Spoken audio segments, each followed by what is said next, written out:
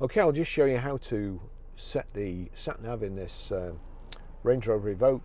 From any screen, you've got nav here. So onto nav, or alternatively, if you're on the home menu there, you see the navigation, it's giving my current position, and you've got destination entry there.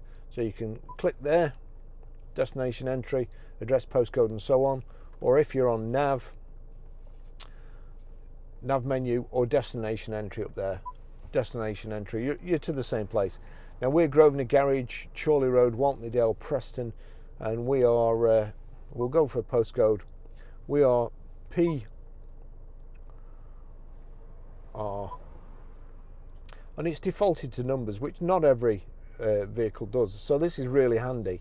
And also with the Range Rover Land Rover system, when there's only 2 digits in a postcode, normally you would have to put a space in there, but we're PR54.